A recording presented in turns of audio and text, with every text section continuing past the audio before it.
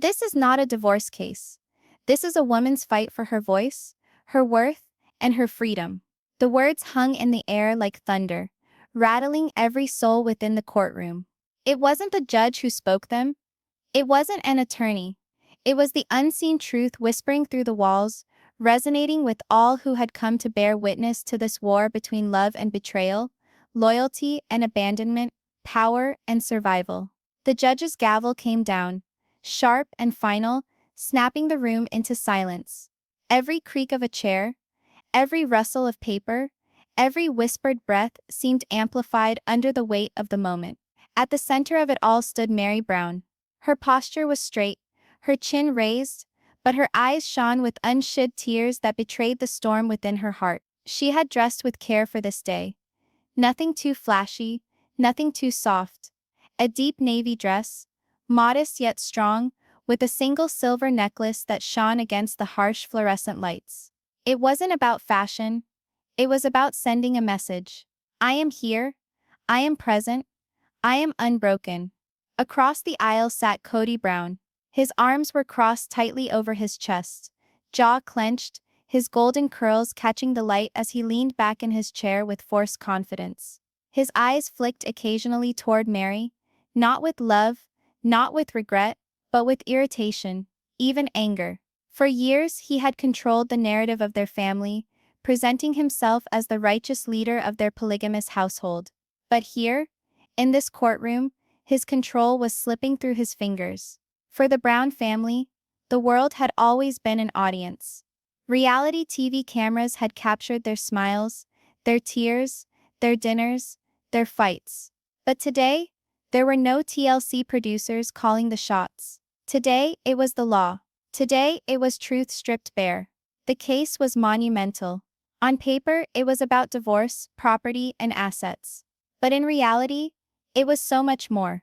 Meri had filed not only for her rightful share of the Brown family wealth, but also for recognition of the emotional harm she had endured after years of neglect, betrayal, and abandonment. This wasn't just about money. It was about dignity. It was about finally demanding acknowledgement of pain that had been brushed aside for too long. Reporters filled the back rows, pens poised, cameras ready to snap every flicker of emotion. Outside the courthouse, dozens of people had gathered, some fans of Sister Wives, some curious onlookers, some supporters who had followed Meri's journey for years and wanted to see justice done. Signs waved in the air. Justice for Meri. Women deserve respect.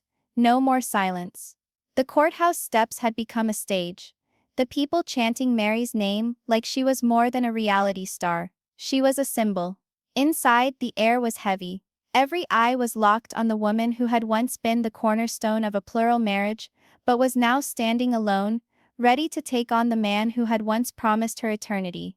Meri's hands trembled slightly as she adjusted her papers, but her expression remained composed. She had spent sleepless nights preparing for this day, rehearsing the words she would say, reliving the wounds she would reopen. She knew it would hurt, but she also knew silence had cost her too much already. She glanced briefly toward Kody, and for a split second, memories rushed back. The day they married, the laughter of their early years, the hope she once carried in her heart. But just as quickly, those memories were replaced with others. The cold looks, the dismissive words, the way he flaunted affection for his other wives while treating her like an afterthought. Her stomach tightened, but she straightened her back. She wasn't here to remember. She was here to fight. The judge, a stern but fair man with graying hair and sharp glasses, surveyed the courtroom. His eyes lingered on Meri, then on Kody. He could feel the tension radiating between them. The unspoken history that no legal file could fully capture. "This court is now in session," he declared, his voice booming. "We are here to hear the case of Meri Brown versus Kody Brown." The words seemed surreal. After decades of marriage, of shared homes and children, of public image and private battles, it had come down to this: her name against his. As the opening statements began, Meri's attorney painted a picture of a woman silenced, dismissed and emotionally abandoned. He spoke of years of neglect, of promises broken, of a wife reduced to nothing more than a background character in her own marriage. His words cut deep, but they were measured, professional. Meanwhile, Kody's attorney framed him as a man who had provided for his family, who had given Meri a life of opportunity and choice. They argued that Meri was now bitter, rewriting history to punish him. The words stung, but Meri didn't flinch. She had heard worse. She had lived worse. The spectators whispered among themselves, their eyes flicking back and forth like watching a live drama unfold. But this wasn't television. There were no retakes, no producers guiding the narrative. This was real. This was raw. And at the center of it all, Meri sat in silence, her heart pounding, her mind replaying every cruel moment, every lonely night, every time she had swallowed her pride just to survive. She thought of all the women watching her now, women who had been silenced, dismissed, told they didn't matter. She thought of her daughter, of the legacy she wanted to leave behind. And in that silence, a fire burned brighter inside her chest. The world was watching, yes, but more importantly, she was watching herself. And for the first time in years, she felt proud. The judge leaned forward, his face serious. His case is not about show, he said sternly. This case is about truth. And truth will be heard in this courtroom. The gavel came down again. The sound echoed like a drumbeat, a signal that the war had officially started. And as the echo died away into silence, one thing was certain: this was no typical divorce. This was a war for dignity, a war for respect, and above all, a war for Meri's freedom. The judge pushed his glasses up his nose, eyes scanning the courtroom, before coming to rest on Meri. Mrs. Brown, he said with firm authority, please step forward and take the stand. For a moment, Meri's legs felt rooted. The wooden bench beneath her seemed to hold her fast, as if it too was afraid of the storm about to be unleashed. She took a deep breath, steadying herself. With slow, deliberate movements, she rose and moved toward the witness stand. The room was completely silent. Each step she took seemed to echo the click of her heels against the polished floor, the faint rustle of her dress against her legs. People leaned forward in their seats, reporters poised, cameras at the ready. Outside, the chants of her supporters filtered faintly through the walls, a reminder that she was not walking alone. When she finally reached the stand, her hands shook as she put them on the Bible. The court officer's voice boomed out. Do you solemnly swear to tell the truth, the whole truth, and nothing but the truth? Her lips parted. I do. The words were soft, but they carried the weight of decades of silence finally breaking. She sat down, her hands folded tightly in her lap, and for a moment she refused to look at Kody. She couldn't, not yet. Instead, she looked at the judge, then at her attorney, then out toward the crowded benches, where strangers and reporters waited to hear her truth. Her attorney gave a small nod. Meri, could you begin by telling the court who you are? She took another breath, her voice trembling. My name is Meri Brown. I was Kody Brown's first wife. For more than 30 years, I believed in him, in our family, in the dream we vowed to one another when we were young. I believed in love, in partnership, in creating something greater than ourselves. But what I believed in was not what I received. Her words hung, drawing a hush over the courtroom. I met Kody when I was still full of hope. She went on, her voice cracking with memory. I was young, maybe naive, but I wanted to share my life, my heart, my future. I thought I was entering into a union that would celebrate love, respect, and faith. At first, it was lovely. He looked at me like I was his entire world. I felt seen. I felt loved. A tear rolled down her cheek, and she quickly wiped it away. But slowly she whispered, her voice dropping into sorrow. That love grew cold. It wasn't abrupt. It was like a candle burning out, flicker by flicker. I tried to repair it. I tried harder than anyone will ever know. I told myself, if I was patient, if I prayed, if I sacrificed, he would return to me. But instead of love, I received distance. Instead of kindness, I received silence. And instead of a husband, I became a ghost. The audience gasped softly. Reporters scribbled furiously. The judge leaned back, listening intently. Meri clutched the edges of the wooden stand, her knuckles white. Do you know what it feels like to be erased in your own marriage? To sit at the dinner table, while your husband laughs and flirts with other wives, pretending you aren't even there. To watch his affection given freely to others, while you are treated like a burden. She paused, her breath catching. The room was heavy with tension, every eye fixed on her. I begged for attention, she went on, tears streaming down her face. I begged for kindness. I begged just to be seen. But all I received was rejection. All I received was silence. He didn't fight, he didn't scream, he just stopped caring. And in some ways, that was worse than anger. Because at least anger means you're important. Silence means you're nothing. A murmur ran through the courtroom, but the judge quickly called for order. Still, the ripple of feeling could not be stilled. Mary's voice trembled, but she pressed on. I remained because I believed in family. I remained because I believed in my vows. I remained because I hoped, perhaps tomorrow would be different. But tomorrow never arrived. Instead, I was humiliated. I was isolated. I was left alone, while he flaunted his affections in front of cameras, in front of the world, while I was relegated to the background. I wasn't a wife anymore. I was a shadow. At last she turned her eyes toward Kody. Her eyes locked on his, and for the first time since she started speaking, her trembling ceased, her voice grew firmer, stronger. Kody, you erased me. You spoke to me, without words, that I didn't count. You made me feel unworthy, unloved, invisible, and I bore that pain in silence for years because I didn't want to destroy our family. But silence is heavy, and today, I refuse to bear it anymore. Gasps echoed again. Kody shifted uncomfortably, his jaw clenching, his eyes narrowing, but he said nothing. He couldn't. Meri turned back to the judge.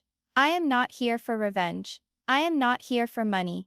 I am here because I want recognition. I want the truth to be told. I want the world to know that emotional abandonment is real. That being ignored, dismissed, and cast aside can hurt as deeply as any weapon. I want to be seen, not just by him, but by everyone who has ever questioned my worth. By now her tears were streaming freely, but she didn't conceal them. She allowed the world to witness her pain, her vulnerability, her raw humanity. The judge's face relaxed a little. He took off his glasses, placing them on the bench.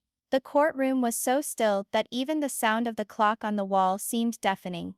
Reporters looked at each other, whispering. Some onlookers wiped away tears, visibly shaken. Even the court officer at the back of the room shifted uncomfortably, his stoic mask cracking. Mary's lawyer gave her a moment, then asked softly, Meri, after all this suffering, why now? Why come forward? Her response came like a bolt of lightning.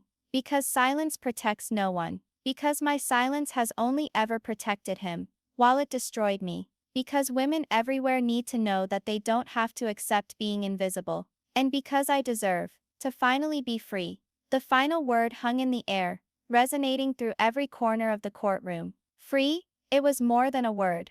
It was a declaration. And as Meri dropped her eyes, wiping away her tears with a shaking hand, the courtroom remained locked in stunned silence. The power of her truth had shattered the walls of secrecy and fear. For the first time in years, Meri Brown was no longer invisible. She was undeniable. The courtroom still vibrated with the raw power of Mary's testimony. The silence that followed her words was thick, almost sacred, but that silence didn't last long.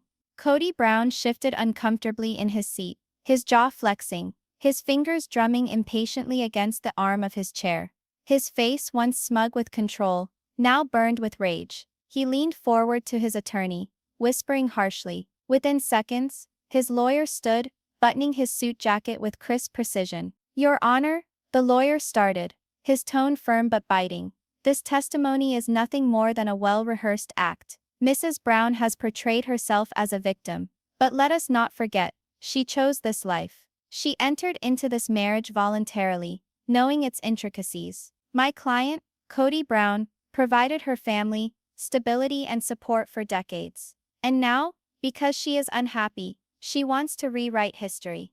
Gasps spread through the room. Reporters scribbled furiously, sensing drama in every sentence. Mary's lawyer stood up quickly. Objection. Overruled. The judge said firmly, though his eyes narrowed as if already unimpressed. The lawyer went on. pacing like a predator. The fact is, Meri has battled for years with jealousy. She has admitted it publicly. She couldn't cope with the reality of sharing a husband, and now she wants to blame Kody for her own misery. This isn't about neglect. It's about resentment. It's about her bitterness. And this courtroom is not the place to settle personal scores. Kody smirked as his lawyer spoke, arms crossed tightly over his chest. His golden curls fell over his forehead as he leaned forward toward Meri, eyes narrowing with a mix of disdain and victory. But then the lawyer stopped, and Kody leaned forward, indicating he wanted to speak. The judge raised an eyebrow. "Mr. Brown, do you wish to address the court?" Kody stood, his towering figure filled the room with an energy that was part confidence, part arrogance, and part desperation. He cleared his throat, looking around as if the courtroom were just another stage, and the audience, his captive viewers. "First of all," he started, his voice loud and commanding, "I need to make one thing clear. I have always done my best for my family. Always. I worked, I provided, I sacrificed. I gave Meri a life she never could have had on her own. And now she stands here acting like I'm some kind of monster. That's insulting, not just to me, but to everything we built together." His words boomed, but they carried no warmth. Reporters leaned forward, their pens racing across notepads. Spectators whispered. Kody faced Meri directly. "You say I erased you? You say I made you invisible. No, Meri, you erased yourself. You chose to wallow in jealousy, to play the victim, to perceive everything as an attack. I didn't make you invisible. You hid yourself because you couldn't handle reality." Meri's face was serene, but her eyes shone. She clutched the arms of her chair, holding on. Kody went on, voice growing louder with each word. "I had other wives to tend to, other children to raise. I couldn't spend all my time dealing with your feelings. I gave you chances, but nothing was ever enough. You wanted all of me, when you knew from day one that wouldn't be possible. And now, because you didn't get what you wanted, you call it neglect. You call it betrayal. That's not truth. That's rewriting history." The air in the room was thick with tension. Some onlookers shook their heads in dismay. Others scowled, as if finally seeing the man behind the mask. Meri's lawyer jumped to his feet. "Your Honor, this is character assassination. My client has testified to her lived experience." But before he could continue, Kody cut him off, his voice slicing like a knife. "Lived experience, or just drama for sympathy? She's been seeking attention for years. First with her so-called emotional scandal." "Objection," Meri's lawyer shouted. Sustained, the judge growled, glaring at Kody. "Mr. Brown, you will not introduce irrelevant personal issues into this courtroom. Keep your attention on the case at hand." Kody ground his jaw, visibly angry, but nodded stiffly. Still, the damage was done. Reporters scribbled furiously, already spinning headlines. Kody attacks Meri on stand. Courtroom drama explodes. The judge leaned forward. "Mr. Brown, the court is not interested in spectacle. If you have a response to the testimony, keep it factual." Kody took a sharp breath, forcing himself into a more subdued tone, though his eyes still blazed with anger. "Fine. Fact, I stood by Meri for 30 years. Fact, I provided her with a home, financial stability, and a family. Fact, she entered into a plural marriage willingly. If she now regrets that, that is not my fault. She made her choice.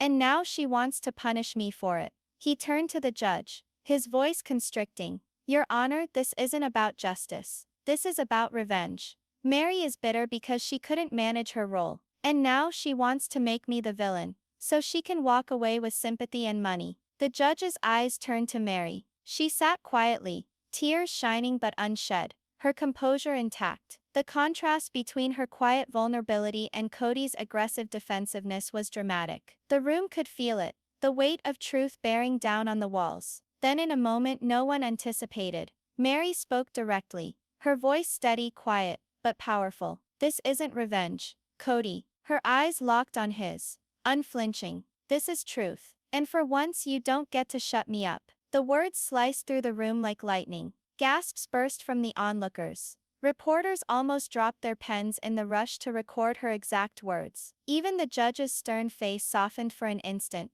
as if acknowledging the bravery it took to say those words. Kody stood stock still. For the first time, his confidence wavered. His jaw clenched tighter, his face reddening, but no words emerged. He looked at her, then at the judge, then back again. But the power in the room had shifted. The judge slammed the gavel, demanding order as whispers swelled into a wave. The sound of the wood striking echoed like thunder, but it couldn't cover up what had just occurred. Kody had fought back, but Meri's quiet truth had hit harder than any of his thunderous words. And the courtroom knew it. The tension in the courtroom had reached its breaking point. Kody's hot defense still hung in the air, his booming words echoing off the walls like ricochets of arrogance. But the energy had changed. Meri's quiet retort, "For once you don't get to silence me," still hung heavy, a blow no one had anticipated. The judge cleared his throat. "We will proceed with evidence." Meri's attorney stood smoothing out the papers on his desk. His face was calm,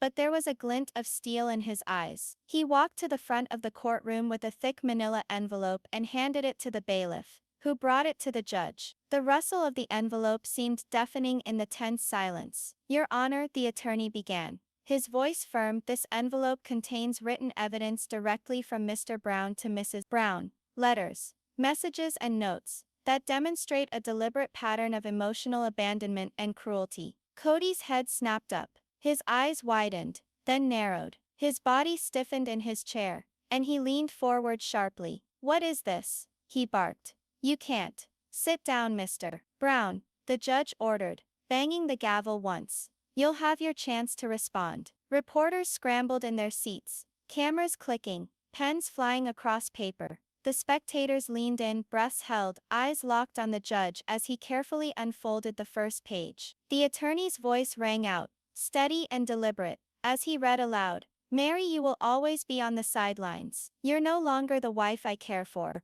I've moved on. You should too." The words fell like a bomb in the courtroom. Gasps erupted. A woman in the back covered her mouth, whispering, "Oh my God." Reporters scrambled, typing furiously, some muttering the words aloud as they repeated them into their recorders. Meri sat still, her face pale but calm, her eyes lowered as though reliving the moment she first read those words, the moment her heart had cracked beyond repair. Kody pounded his hand on the table. "This is out of context," he bellowed, his voice panicked, defensive. "That's not the whole story." The judge cut him off with a glare. "You will be quiet until it is your turn, Mr. Brown." The attorney raised another page. "Your Honor, there's more." He cleared his throat and read the next passage. "I don't owe you affection anymore. I don't love you. Stop asking me to pretend. You're embarrassing yourself." The courtroom gasped louder this time. Murmurs swept through the audience like a rising tide. Even some of Kody's supporters in the gallery shifted uncomfortably,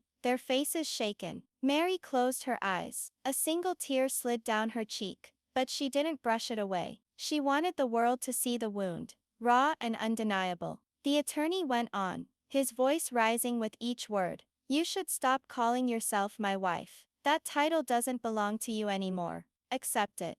The judge's eyebrows furrowed as he read along silently. The courtroom buzzed with shock. The reporters whispered furiously, already writing headlines in their minds. Kody's letters reveal cold betrayal. Sister wives star called embarrassment by husband. Kody's face turned red. He leaned forward to his attorney, whispering furiously, his hands waving as if he could erase the evidence with air. But the damage was done.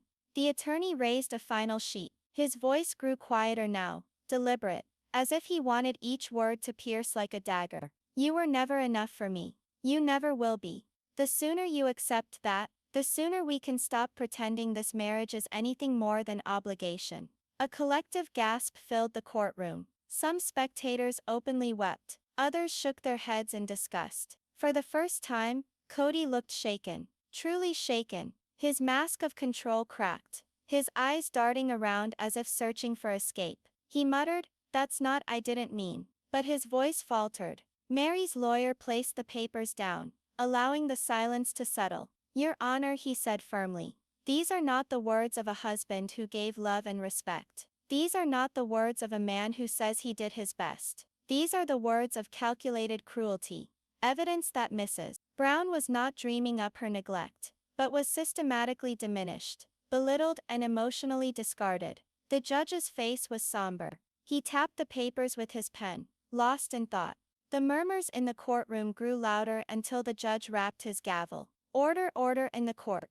But even as silence fell, the air was charged. Everyone knew something historic had just occurred. Kody finally rose, unable to contain himself. His voice was desperate, raw. Those letters, those were private. They were written in moments of frustration. Every marriage has fights. Every couple says things they don't mean. His lawyer leapt up beside him, trying to calm him down. But Kody continued, his words tumbling out in a desperate bid to claw back control. This doesn't prove anything. She's twisting everything. I was honest with her, that's all. Honest about my feelings. Honest about the fact that I'd moved on. But the damage was done. His defense, once constructed on the image of a strong, dutiful husband, now lay in shreds, torn apart by his own words. Meri finally raised her head, her eyes locked on him. Her voice was calm, steady but devastating. You didn't just move on, Kody. You erased me. And now the world knows the truth. The spectators erupted again, the sound impossible to contain. The gavel slammed repeatedly, but the emotion in the room could not be silenced. Kody slumped back into his chair, his face buried in his hands. For the first time, he looked small, cornered, vulnerable. The man who had controlled the family, the cameras, the narrative, was undone by his own cruelty written in ink. Meri sat tall, her tears drying on her cheeks, her presence unshakable. For the first time in decades, she wasn't the invisible wife. She was the undeniable truth. And the courtroom knew. The power had shifted. The courtroom hummed like a storm. After Kody's letters were read, the once proud patriarch slumped in his chair, his face hidden in his hand, while Meri sat up straight, the quiet strength of a woman who had finally been heard. The judge allowed the silence to hang. He took off his glasses, folded them neatly, and leaned forward. His voice was firm, somber. Mr. Brown, the judge said, scanning the papers once again, your words are louder than any defense you've made here today. These letters are not slips of frustration. They are consistent, deliberate, and cruel. This court sees the deep emotional damage Mrs. Brown has suffered. Kody's head jerked up. No, you can't. The gavel came down hard. Bam. One more outburst, Mr. Brown, and I will have you removed from this courtroom. The gallery fell into stunned silence. Even the cameras ceased clicking for a moment, as if the weight of justice itself bore down on everyone in the room. Meri's attorney stood. Your Honor, before closing, Mrs. Brown has something she would like to say. The judge nodded. Proceed. Meri stood slowly, smoothing the front of her navy dress. Her legs shook, but her voice, when it came, was clear. Your Honor, I never came here for revenge. I didn't bring this case to destroy Kody. I came here because I wanted the truth to finally matter. For years I lived in silence while my pain was dismissed, while my worth was questioned. I was told I didn't matter. But today, you've all heard the words that haunted me at night. Her voice trembled, but she continued. I stayed for so long because I believed love could fix everything. I believed that if I was patient,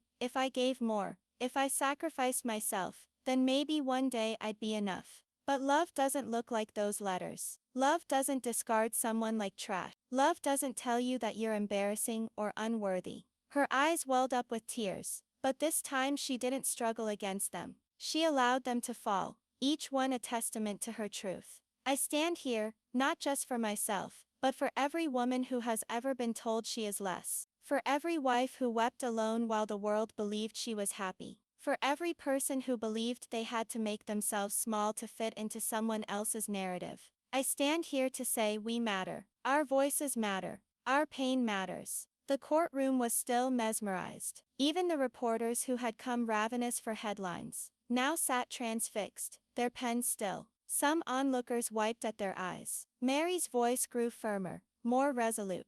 Kody may never see my value, but I do.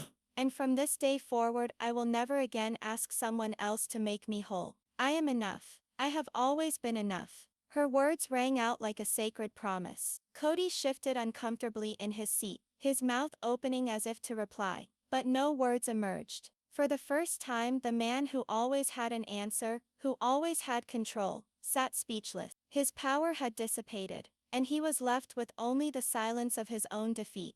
The judge leaned back, his face thoughtful. "Mrs. Brown, your bravery is admirable. This court will rule accordingly." Though he didn't declare the full verdict yet, the tone in his voice made it clear. The tide had shifted. The bailiff called for order as murmurs again rose. Reporters whispered headlines into their microphones. "Mary's stand brings courtroom to tears. Brown empire shattered by truth." As Mary took her seat, her attorney touched her arm gently. "That was powerful," he whispered. She nodded, her chest still rising with deep, shuddering breaths. Across the aisle, Kody looked shattered, his face pale, his hands shaking as he clenched them into fists. He attempted to look defiant, but the sheen of sweat on his forehead betrayed him.